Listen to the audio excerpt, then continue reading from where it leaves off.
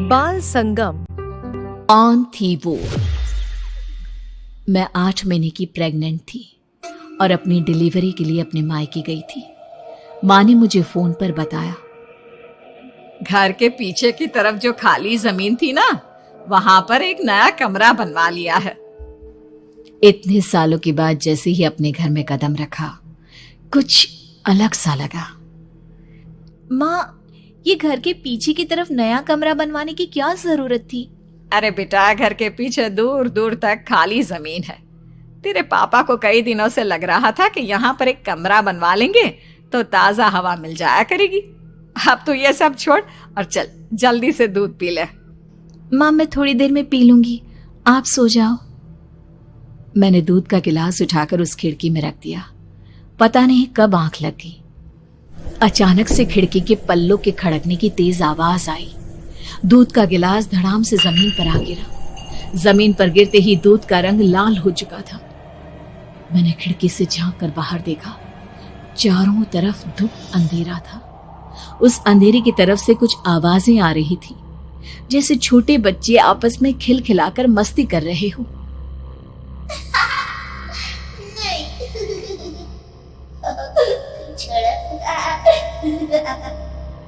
इतनी रात को इतने घनघोर अंधेरे में बच्चों की आवाज कैसे आ रही है? घड़ी में वक्त देखा तो ठीक 12 बजे थे। देखकर मैं सन्न रह गई। बुरी आत्माओं और भूतों की कई कहानियां मैं सुन चुकी थी। वक्त भी कुछ ऐसा ही था। ऊपर से मैं प्रेग्नेंट। सुना था कि ऐसे वक्त में अक्सर बुरी आत्माएं औरतों का पीछा करती हैं। तो क्या मेरे पीछे भी? पसीने से तरबतर बड़ी मुश्किल से, जैसे कांपते हाथों से मैंने उस खिड़की को बंद किया। जल्दी से जल्दी उस कमरे से बाहर निकलकर माँ के पास जाने के बारे में सोचा, लेकिन जैसे ही दरवाजे की तरफ पलटी, लगा कोई साया हवा की स्पीड से दरवाजे के सामने से गुजर गया। मेरे गले में अटक कर रह गई। मैं जोर से चीख कर माँ को बुलाना चाहती थी, लेकिन वो आवाज खुद मेरे कानों तक नहीं पहुंच पा रही थी। तो माँ तक कैसे पहुंचती? खिड़की के पल्ले एक बार फिर तेज हवा के झोंके से धड़ाम करके खुल गया और पूरी ताकत से मैं चीख पड़ी। जानती थी मेरी चीख की आवाज सुनकर कुछ ही सेकंड में माँ वहां पहुंच जाएगी, लेकिन ऐसा कुछ हुआ ही नहीं। मेरा कलेजा डर के मारे फटा जा रहा था। आखिर माँ ने मेरी आवाज क्यों नहीं सुनी? इतनी गहरी नींद में तो माँ कभी नहीं सोती। ठीक पीछे खुली हुई वो खिड़की। मुझ में इतनी ताकत नहीं बची थी कि मैं पलटकर उस तरफ देख भी सकूं।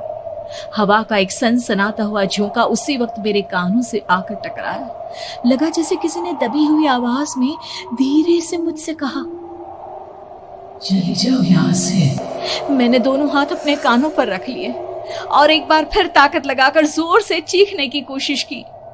माँ! पापा! मेरी आवाज उस कमरे की दीवारों से टकराकर वापस मुझे ही सुनाई दे रही थी।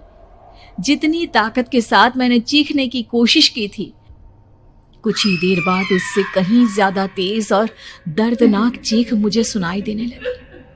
ये आवाज ठीक मेरे पीछे खिड़की से आ रही थी। वो आवाज मेरे कानों में पिघलते हुए लोहे की तरह गिर रही थी। उन आवाजों में हैवानियत थी। वो आवाजें किसी इंसान की नहीं है, इतना मैं समझ चुकी थी। कांप रहे हाथों से मैंने अंधेरे में कुछ ढूंढने की कोशिश की।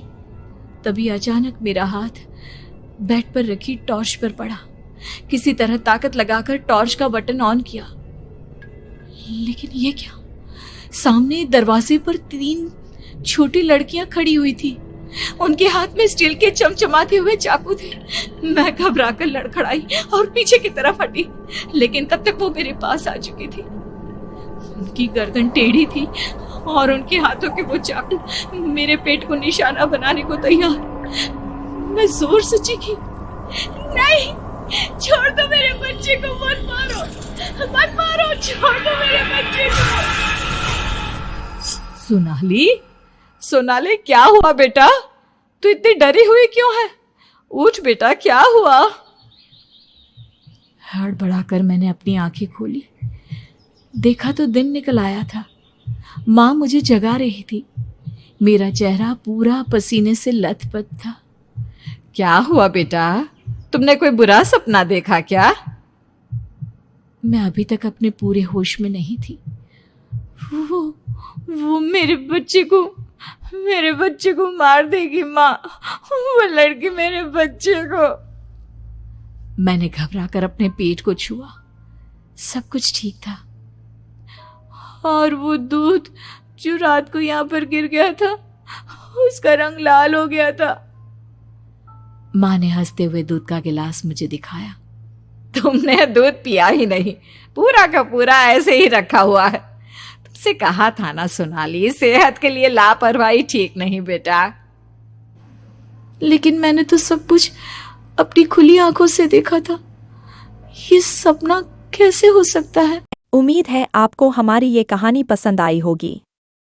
कृपया हमारे पेज और चैनल बाल संगम को सब्सक्राइब करें और सभी अपडेट्स के लिए बेल आइकन क्लिक करें और हाँ, वीडियो को लाइक और शेयर करना मत भूलिएगा।